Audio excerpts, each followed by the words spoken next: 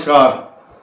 तुला राशि पर विशेष रूप से चर्चा करेंगे। कारण यह है कि आने वाले कुछ ही दिनों में कुछ नए परिवर्तन होंगे और जो हो चुके हैं उनकी भी चर्चा, और तुला राशि पर क्या विशेष योग बनने वाला है जिसका नाम होता है रोचक योग। रोचक योग एक सामान्य योग नहीं है, एक्स्ट्रा ऑर्डिनरी योग कहा गया है ज्योतिष शास्त्र में इसको।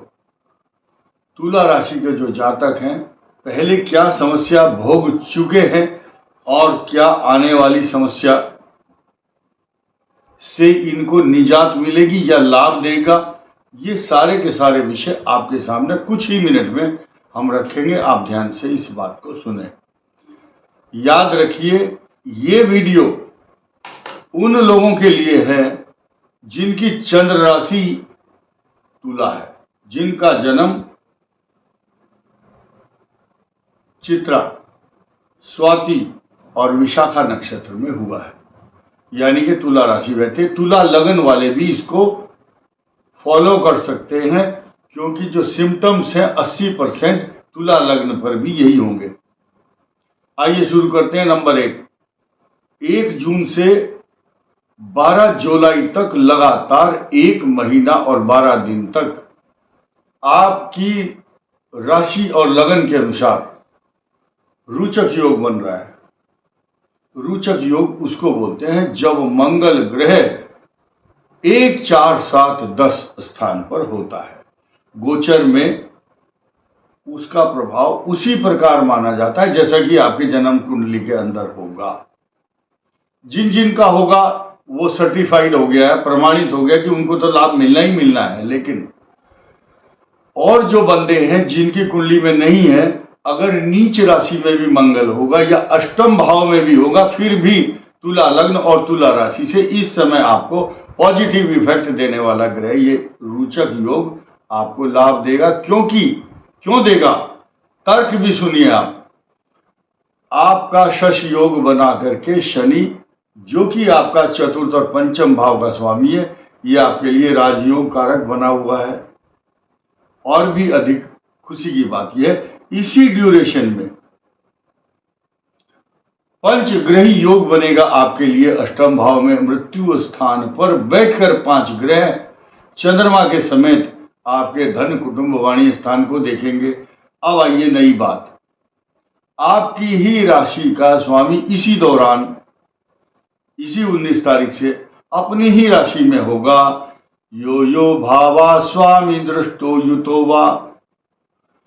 जब किसी राशि का स्वामी अपने ही घर में बैठता है तस्य वृद्धि स्यात्, उस स्थान की वृद्धि करता है, यानी कि जिसको देखेगा। जहां 8 नंबर आपकी कुंडली पर लिखा हुआ है, यानी कि जन्म लगन से या तुला राशि से सेकंड भाव वृश्चिक होगा, तो 5 ग्रह उसको देखेंगे तो 5 तरफ से खुशियां आएंगी। हर ग्रह की अपनी खुशी अलग होती है। अब आइए बात करते हैं नई समीकरण की। शश योग के साथ साथ जब रोचक योग बनता है, ये 4 राशियों पर बनता है एक साथ। कैसे बनता है? क्योंकि तुला जब केंद्र में होती है तो 3 राशि और होंगी साथ में, 1, 4, 7, 10, ये चारों केंद्र में होंगी। तो समीकरण ये बताएगा कि शनि सबके लिए लाभदायक होगा, सिर्फ कर्क को छोड़ करके। एक नया विषय और नई सूचना और नई बात इसी के साथ 29 जून को आपका शनि भी वक्री होगा, जो चतुर्थ पंचम स्थान का स्वामी है।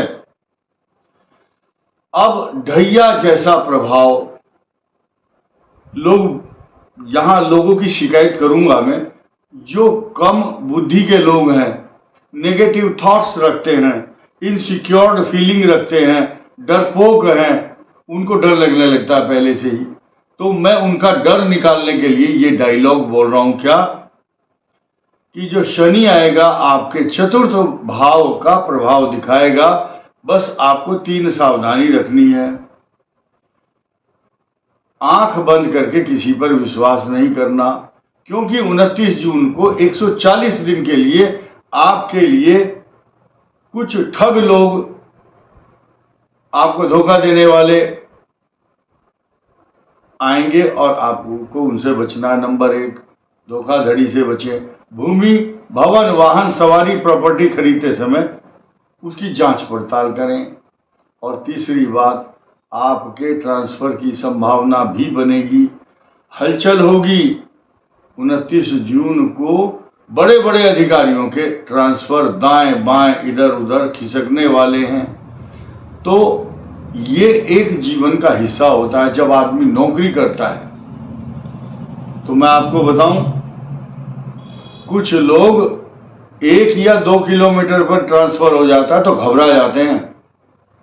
और उन सैनिकों की बात देखिए जो 56 घंटे या 72 घंटे जर्नी करते हैं ट्रेन में और मणिपुर, आसाम, मणिपुर, मेघालय, गंगटोक, अरुणाचल प्रदेश से फिर पोस्टिंग जाते हैं कहाँ? लेह, लद्दाख, अनंतनाग, बारामूला, कुपवाड़ा, जम्मू कश्मीर, पूरा क्षेत्र घूमते हैं। उनके भी परिवार हैं, उनके भी बच्चे हैं। लेकिन तुला राशि के जो जातक हैं, छोटे मोटे ट्रांसफर से मत घबराओ। याद रखो, इस बात को याद रख लेना, जहां भी जाओगे कड़क कड़क नोट वहीं, तनख्वाह आपको वहीं मिलेगी बैठे हुए।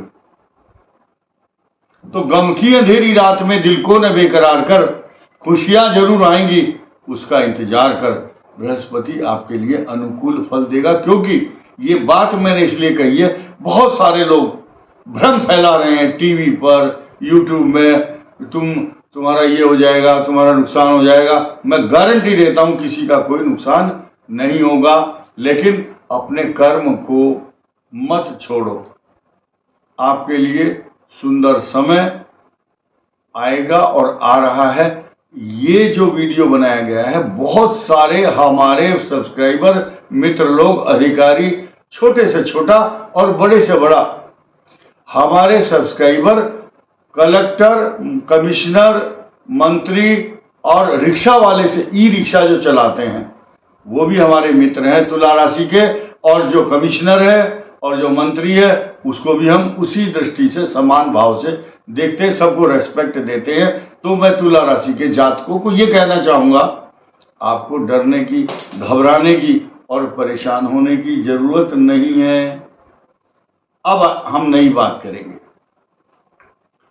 तुला राशि के जातक जिनका जन्म चित्रा नक्षत्र के 3 और 4 चरण में हुआ, तुला राशि है उनकी, जो युवा वर्ग है, यहां से उनकी दशाएं शुरू हो जाती है। तो अब मैं उनकी दशाओं की बात करता हूं। राहु की दशा चल रही है तो शुभ, बृहस्पति अत्यंत शुभ, शनि वरदान बन के आएगा। आगे बुध, केतु, सबका नाम लेना पड़ता है हमें।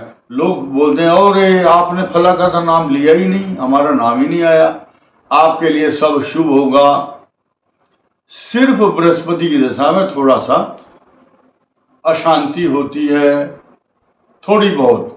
और ये उनकी बात करें जिनका चित्रा नक्षत्र है। और स्वाति वालों की भी युवा अवस्था में बृहस्पति की दशा आती है। लेकिन शनि, बुध, केतु, शुक्र, ये सारी बलवान दशाएं मजबूत होती हैं, आपकी व्यक्तित्व को चमकाते हैं। ये विशाखा नक्षत्र के लिए भी बाल्य अवस्था में बृहस्पति, लेकिन जब जवान होते हैं, ये इनके संघर्ष, नौकरी, व्यापार, प्रतिष्ठा, जब इनका सेट होने का समय आता है तो शनि इनको सेट कर देता है, क्योंकि योग कारक होता है आपकी कुंडली में। और बुध की दशा विदेश भेजती है, या आपका ऐसा इन्वेस्टमेंट होता है जिसका रिटर्न नहीं आता और खर्चा करते हैं खूब, और बोलने की कला बहुत अच्छी आ जाती है। स्वाति, विशाखा के लिए आगे चल करके शनि, बुध, केतु, शुक्र और सूर्य, चंद्र, मंगल, ये दशाएं इनके लिए वरदान होती है लास्ट फेज में, जब ये वृद्धावस्था को प्राप्त हो जाते हैं। इस वीडियो में इतना ही। धन्यवाद।